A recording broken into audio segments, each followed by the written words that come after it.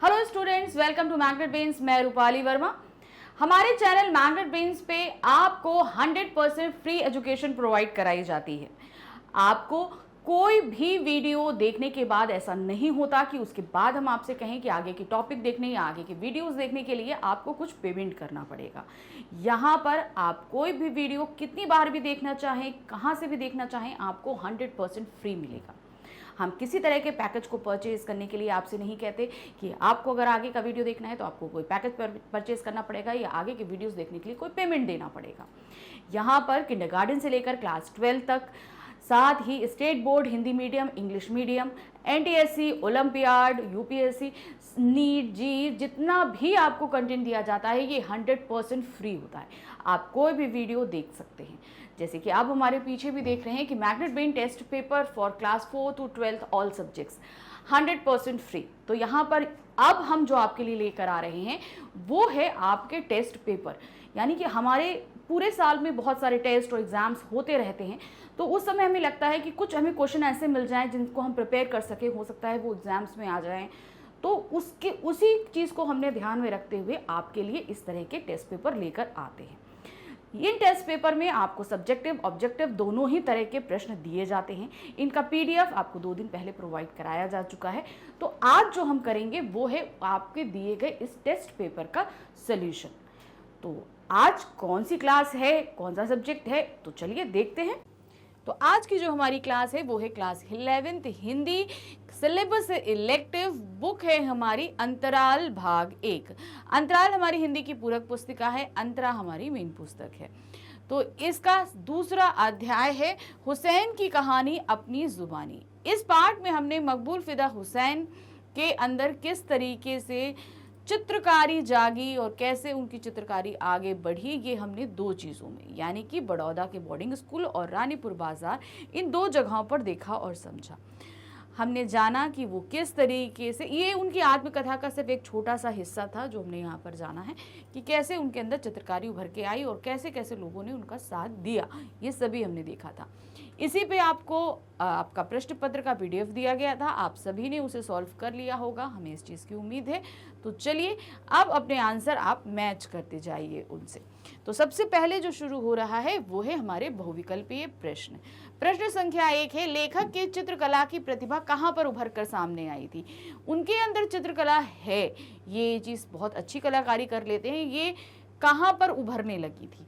जब लेखक घर पर थे तब, लेखक की दुकान पर, या लेखक के बोर्डिंग स्कूल में, या उपरोक्त में से कोई भी नहीं। तो सही है, लेखक जब बोर्डिंग स्कूल में थे तो ये सारी चीज़ें उभर कर सामने आई थी, क्योंकि वहाँ पे ड्राइंग टीचर जिस तरीके से बनाते थे वो हूबहू वैसा ही बनाकर प्रस्तुत करते थे।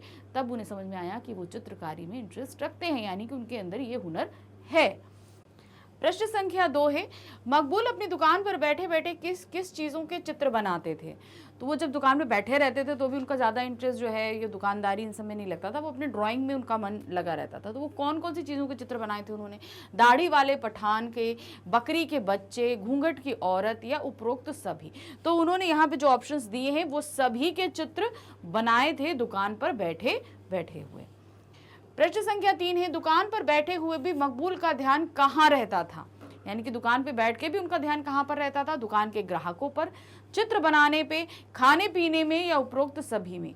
तो दुकान पर भी बैठे हुए उनका ध्यान सिर्फ चित्र बनाने में ही लगा रहता था कि कौन ग्राहक आ रहा है, क्या है, कुछ हम देना है, कुछ कोई मतलब नहीं। वो एक कोई चीज़ देख लेते थे और उसी का चित्र बनाया करते थे। प्रश्न संख्या 4 है, बोर्डिंग स्कूल में लेखक के कितने मित्र बने। लेखक के जो मित्र बने थे उनकी संख्या भी दी गई है, उनके नाम भी दिए गए हैं। तो कितने मित्र थे, 10, 5, 7 या 9। तो ये उनके मित्र की संख्या थी 5, उनके बहुत ही गहरे मित्र बने थे। प्रश्न संख्या 5, मौलवी अकबर कौन थे। कौन थे ये, धार्मिक विद्वान, उर्दू तथा साहित्य के उस्ताद, उपरोक्त दोनों, लेखक के पिता के मित्र। तो सही ऑप्शन है कि वो एक धार्मिक विद्वान भी थे और उर्दू तथा साहित्य के उस्ताद भी थे। उस्ताद मतलब उर्दू और साहित्य का ज्ञान भी प्रदान किया करते थे। तो दोनों ही आंसर सही है। तो इस कंडीशन में हम थर्ड यानी कि उपरोक्त दोनों सही है उस पर टिक मार्क करेंगे। प्रश्न संख्या 6 है, मकबूल को याद कराए गए भाषण में किस भाषा का एक शेर था? मकबूल को एक भाषण याद कराया गया था तो उसमें एक शेर दिया गया था, वो शेर किस भाषा का था? उर्दू, फारसी, अफगानी या हिंदी? तो वो भाषा थी हमारी फारसी। फारसी भाषा के एक शेर को है उस भाषण में रखा गया था। प्रश्न संख्या 7 है, निम्न में से कौन से लेखक के मित्र थे? कुछ नाम दिए गए हैं, इनमें से कौन लेखक के मित्र थे आपको ये बताना है। ऑप्शन नंबर 1 है अरशद और अब्बास अली, खा है मोहम्मद इब्राहिम गौहर, अब्बास जी अहमद, उसके बाद नेक्स्ट है हामिद कंवर हुसैन, और लास्ट है उपरोक्त सभी। तो इस यहाँ पर जो ऑप्शन है कि ये पांचों ही उनके मित्र थे। यहाँ पर हमारा ये सिर्फ एक ये था कि आपको सारे उनके मित्रों के नाम पता होने चाहिए, इसलिए हमने सभी यहाँ पर लगा दिए हैं। तो बिल्कुल भी ये मत सोचिएगा कि हो सकता है इनमें से कोई एक ऑप्शन आपके पास आए। तो जब एग्जाम में इस तरीके का आएगा तो ध्यान रखिएगा कि आपको नाम याद होने चाहिए जो उनके मित्र हैं। तो यहाँ पर उपरोक्त सभी सही है क्योंकि ये पांचों ही उनके मित्र थे। प्रश्न संख्या 8 है, केशव लाल कौन थे? गुजराती के अध्यापक, स्काउट के अध्यापक, उर्दू के अध्यापक या अंग्रेजी के अध्यापक?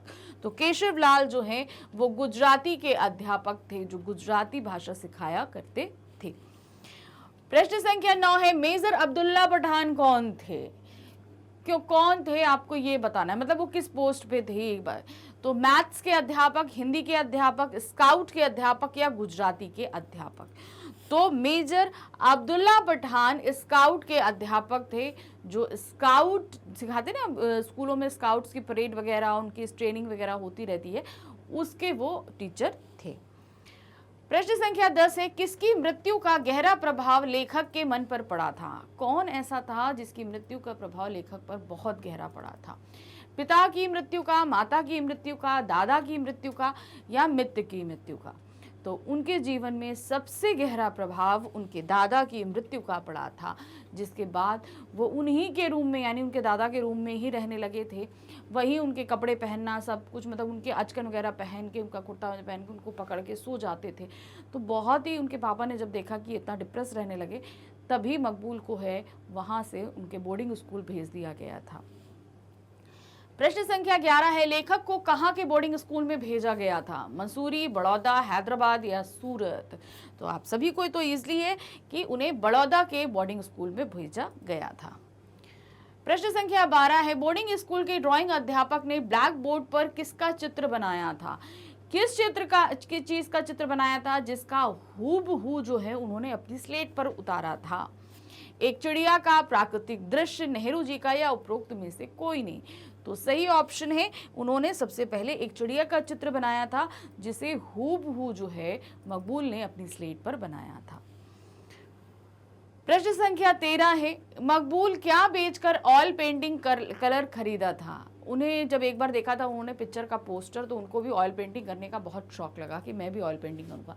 तो उन्होंने, अब ऑयल पेंटिंग कलर्स जो है वो महंगे हुआ करते थे, तो उन्होंने क्या चीज़ें अपनी बेच दी थी जिसको बेचकर वो ऑयल पेंटिंग कलर लाए और फिर ड्राइंग करी थी? अपने कपड़े बेचकर लाए थे, किताबें बेचकर, या अपनी बनाई पेंटिंग बेचकर, या घर का सामान बेचकर? तो सही ऑप्शन है, उन्होंने अपनी किताबें बेच दी थी और उससे उन्होंने ऑयल पेंटिंग कलर खरीदा था। प्रश्न संख्या 14 है, हुसैन साहब को किस सन में पद्मश्री सम्मान से अलंकृत किया गया था? इनकी जीवनी जब हम पढ़ेंगे स्टार्टिंग में, जब हमने इन जो क्या कहते हैं पाठ पढ़ने से पहले जो है इनका जो है जीवन परिचय भी दिया है, उसमें ये सारी चीज़ें मेंशन है। बहुत ध्यान से देखिएगा क्योंकि जब भी हमारे सामने कोई पाठ आता है हमें लेखक की जीवनी ज़रूर पढ़नी चाहिए। तो वहाँ पर दिया हुआ है कि किस सन में उनको पद्मश्री या पद्म भूषण सम्मान से सम्मानित किया गया था। तो यहाँ प्रश्न पूछा गया है पद्मश्री सम्मान से 1965 में, 1966 में, 1970 में या 1980 में? तो मकबूल जी को जो है पद्मश्री जो अवार्ड है वो 1966 में दिया गया था। अगला प्रश्न है प्रश्न संख्या 15, हुसैन साहब को कब पद्म भूषण सम्मान से अलंकृत किया गया था? पद्म भूषण सम्मान उनको कब दिया गया था? 1970, 1971, 1972 या 1973? देखिए पद्मश्री और पद्म भूषण दो सम्मान दिए गए हैं, दोनों अलग अलग हैं, ध्यान रखिएगा। तो इसको पद्म भूषण को मिलने का जो सन था वो है 1973 में उन्हें पद्म भूषण सम्मान से सम्मानित किया गया था।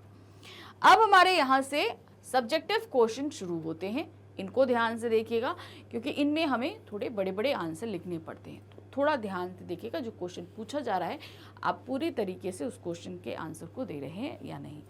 तो प्रश्न संख्या 16 है, आप इस बात को कैसे कह सकते हैं कि लेखक का अपने दादा से विशेष लगाव था। तो बोर्डिंग स्कूल से भेजे जाने से पहले जो है उनके दादा की मृत्यु हो गई और उनकी दादा की मृत्यु के बाद वो बहुत ही ज़्यादा जो है डिप्रेस जिसे हम बोलते हैं वो हो गए। उन्हीं के रूम में रहते थे, उनके कपड़ों वगैरह को से चिपक के बैठकर मतलब पूरा दिन वहीं अंदर रहते थे। तो इससे हम देखकर समझ सकते हैं कि काफ़ी लगाव था। तो क्या है, मकबूल यानी लेखक को अपने दादा से बहुत प्रेम था। इसका पता इस बात से चलता है कि दादाजी का देहांत हो जाने के पश्चात मकबूल उनकी याद में डूबा रहता था। दिन भर अपने दादा के कमरे में बंद रहता, सोता भी वहीं था तो दादा के बिस्तर पर और वहीं भूरी अचकन ओढ़े जैसे दादाजी के बगल में सोया हुआ हो। वह किसी से ना तो बात करता ना ही उसका अन्य किसी कार्य में मन लगता था। अतः इन सभी आदतों के आधार पर हम कह सकते हैं कि लेखक का अपने दादा से विशेष लगाव था। मृत्यु के पश्चात वो उन्हीं के साथ मतलब अब भाई वो तो है नहीं, तो जैसे वो देहांत से पहले हमेशा उनके रूम में रहता था, उनके साथ सोता था, उसी तरह बेड पे एक साइड बूढ़ी जो उनकी अचकन रहती थी उसको डाल के और उसको चिपक के सो जाता था जैसे वो अपने दादाजी के साथ सो रहा है। तो ये सब चीज़ें जब हमने पढ़ी तो हमको लगा कि उनके दादा से बहुत लगाव उनका हो सकता है। प्रश्न संख्या 17 है, मकबूल को किसी साधारण विद्यालय में प्रवेश दिलाया जा सकता था परंतु उनके पिताजी ने बोर्डिंग स्कूल में ही क्यों दाखिला दिलाया। अपने शब्दों में स्पष्ट कीजिए कि मकबूल को बोर्डिंग स्कूल भेजने के पीछे क्या उद्देश्य रहा होगा। अब आपको बताना है कि भाई इतनी दूर ही क्यों भेजा गया। भाई आप कहीं ऐसे इधर आसपास के स्कूल्स में भी एडमिशन करा सकते थे, इतनी दूर बोर्डिंग स्कूल भेजने की क्या ज़रूरत थी, वो भी बड़ौदा के बोर्डिंग स्कूल में क्या आवश्यकता थी। तो क्या देखिए, मकबूल ने लेखक को अपने दादा से बहुत प्रेम और लगाव था। दादा के देहांत के पश्चात मकबूल उनकी याद में डूबा रहता था। दिन भर अपने दादा के कमरे में बंद रहता, सोता भी था तो दादा के बिस्तर पे और वही भूरी अचकन ओढ़े जैसे दादाजी के बगल में सोया हो। वह किसी से ना तो बातचीत करता और ना ही अन्य किसी कार्य में मन लगता। लेखक के पिता ने यह सब देखा नहीं जा रहा था। वह लेखक का परिवेश बदलना चाहते थे जिससे उसका गुमसुम रहना समाप्त हो जाए और अपने वास्तविक जीवन में वह पुनः लौट आए। पिताजी ने लेखक को बड़ौदा के एक ऐसे स्कूल में भेजने का निर्णय लिया जहां छात्रावास में रहन सहन की सुविधा भी उपलब्ध थी। तो कहने का तात्पर्य ये था कि वो इतना ज़्यादा दादा की याद में खोए हुए थे कि वो जो अपनी नॉर्मल लाइफ में वापस नहीं आ पा रहे थे। इसलिए उन्होंने ये सोचा उनके पिताजी ने कि इनका दाखिला जो है कहीं बाहर अच्छे जो है एक स्कूल में करा दे जहाँ पर रहने खाने पीने का भी प्रबंध हो। तो घर से अगर वो कुछ दूर रहेंगे तो शायद वो इन अपने दादा की यादों से निकल कर एक नॉर्मल ज़िंदगी में आ पाएंगे। इसीलिए इनका दाखिला इतनी दूर कराया गया बोर्डिंग स्कूल में। पिता ने लेखक के चाचा को हुक्म देते हुए कहा, इसे बड़ौदा छोड़ आओ, यहाँ लड़कों के साथ इसका दिल लग जाएगा। पढ़ाई के साथ मजहबी तालीम, रोज़ा, नमाज, अच्छे आचरण की 40 सबक, पाकीज़गी के 12 तरीके सीख जाएगा। मकबूल के पिताजी ने इन्हीं सब बातों को ध्यान में रख के उनका दाखिला बोर्डिंग स्कूल में कराया। मतलब उन्होंने सोचा कि एक तो वो डिप्रेशन से तो बाहर आ ही जाएंगे, साधारण लाइफ में आ जाएंगे, बाकी जो उनके धर्म की जो चीज़ें होती हैं वो भी वो वहाँ अच्छे से सीख सकेंगे। तो चाचा को हुक्म दिया गया, जाइए और छोड़कर आइए। नेक्स्ट क्वेश्चन है क्वेश्चन नंबर 18, मकबूल को उनकी मंजिल तक पहुंचाने में आप उनके पिताजी का कितना योगदान मानते हैं। एक तो उन्होंने भाई बहुत सपोर्ट किया। जहाँ पर पुश्तैनी दुकान को संभालने की बात आई तो पिताजी ने उससे भी बोला कि भाई जो उनकी इच्छा है वो करें। ऑयल पेंटिंग और पेस्टल कलर्स वगैरह ला के देना, बहुत ही अच्छे महंगे कलर्स ला के देना, तो काफ़ी उन्होंने सपोर्ट किया अपने बेटे के हुनर का। ये चीज़ हमने पार्ट में देखी है। तो कैसे इसको पूरी डिटेलिंग के साथ लिखेंगे। मकबूल एक परिश्रमी व लगनशील बालक था। इसी परिश्रम और लगनशील के कारण उसने सफलता की बुलंदियों को छुआ, परंतु इनमें उनके पिता के योगदान को नज़रअंदाज नहीं किया जा सकता। उन्होंने मकबूल को आरंभिक जीवन में ही समस्याओं का सामना करना सिखा दिया था। उन्होंने प्रत्येक कदम पर मकबूल का साथ दिया। उन्होंने मकबूल की अभिरुचि को समझते हुए उसकी कद्र की तथा उसे अपनी प्रतिभा को निखारने के लिए प्रोत्साहित किया कि मतलब उसके अंदर ये प्रतिभा है, इस चीज को उन्होंने समझा और साथ ही सपोर्ट किया कि वो अच्छे से निखर के सामने भी आए। ऐसा नहीं है कि सिर्फ सपोर्ट ही कर रहे हो आप, उन्होंने ये भी कोशिश करी कि उसमें और कितनी पॉलिशिंग की जा सकती है जिससे ये चीज और अच्छी बन जाए। जब मकबूल ने पहली बार ऑयल पेंटिंग बनाई ये तब जहां एक और चाचा जी क्रोधित होकर उसे डांटने लगे, वहीं दूसरी ओर पिताजी उसकी पेंटिंग देखकर बहुत खुश हुए और उसे गले से लगा लिया। बेंद्रे साहब के कहने पर मकबूल के लिए बंबई से पेंट और कागज मंगवाया। इन सभी तथ्यों के आधार पर कहा जाना चाहिए कि मकबूल को उनकी मंजिल तक पहुंचाने में पिताजी का योगदान अमूल्य रहा। तो जहां चाचा भड़के थे वहीं उन्होंने बहुत अप्रिशिएट किया उनकी ऑयल पेंटिंग पे। फिर बेंद्रे साहब के कहने पर बॉम्बे से अच्छे कलर्स और पेपर्स मंगा के उनको दिए ड्राइंग करने के लिए। तो ये सभी तथ्य ये बताते हैं कि जो है उन्होंने बहुत ज्यादा कोशिश करी उनकी हुनर को निकालने के लिए बाहर। प्रश्न संख्या 19 है, मकबूल के पिताजी के चरित्र की किन विशेषताओं को आप अपनाना चाहेंगे? मकबूल के जो पिताजी हैं उनके बारे में काफी यहाँ पर हमारे इस पार्ट में हमने पढ़ा है, तो आप किन किन चीजों को अपनाना चाहेंगे वो चीजें। तो हम यहाँ एक तरीके ये क्वेश्चन और एक तरीके से पूछा जा सकता है कि मकबूल के पिताजी की चारित्रिक विशेषताओं का वर्णन कीजिए। तो हमें क्या है उनकी चारित्रिक विशेषताएं हैं एक तरीके से वो बतानी है। तो यहाँ थोड़ा सा टिल्ट है क्वेश्चन कि आप किन्हें अपनाना चाहेंगे। तो बेसिकली क्वेश्चन इस तरीके से पूछा जा सकता है कि मकबूल के पिताजी की चारित्रिक विशेषताओं का वर्णन कीजिए, या पाठ में आए उनकी विशेषताओं का वर्णन कीजिए, जो भी कई तरीके से। बस ये है कि चारित्रिक विशेषताएं मेन है जो आपको इसमें आंसर में बतानी है। तो क्या है ये देखिए, इनको आप पॉइंट्स में देंगे। मकबूल के पिताजी के चरित्र की निम्नलिखित विशेषताओं को मैं अपनाना चाहूंगा। पहला है, मकबूल जब अपने दादाजी के देहांत के बाद दुखी व गुमसुम प्रवृत्ति का हो गया था तो उनके पिताजी ने उसे छात्रावास में भर्ती करवा दिया।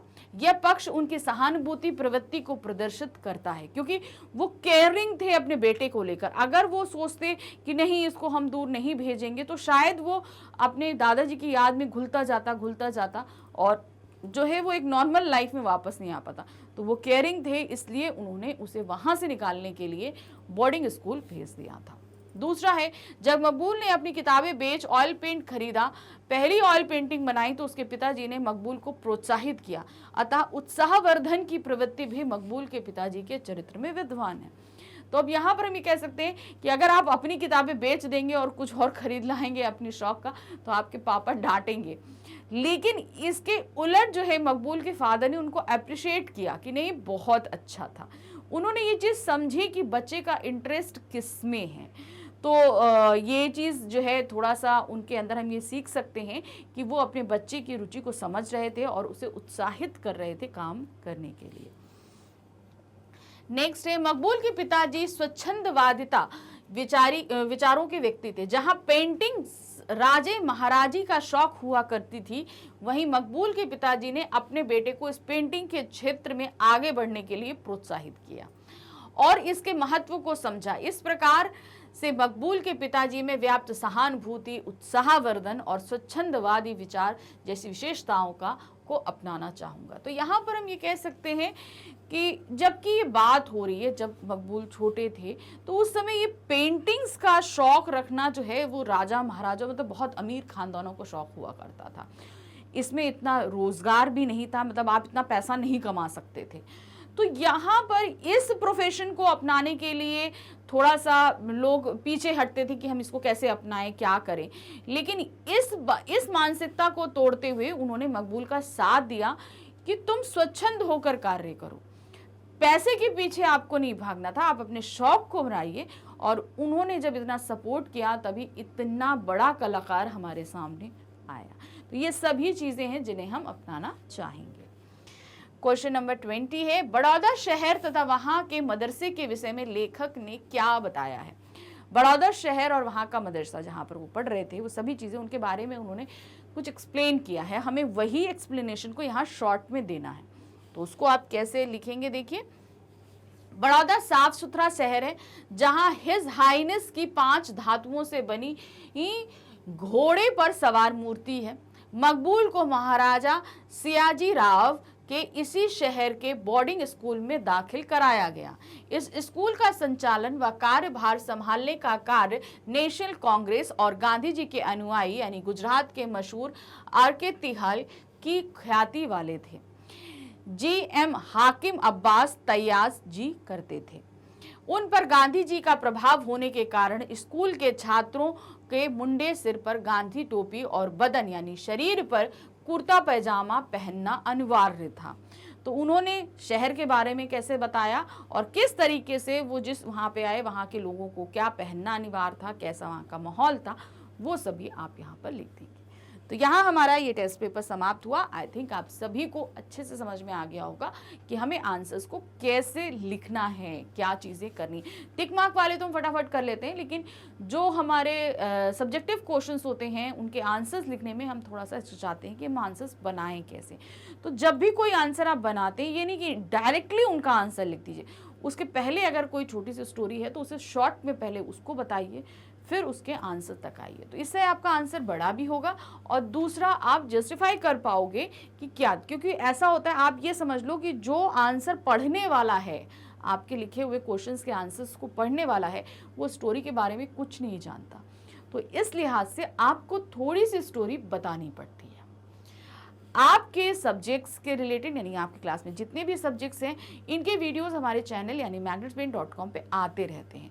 तो इसके लिए हमारे चैनल यूट्यूब चैनल को आप ज़रूर सब्सक्राइब कीजिए ताकि आपको आने वाले नोटिफिकेशन टाइमली मिलते रहें।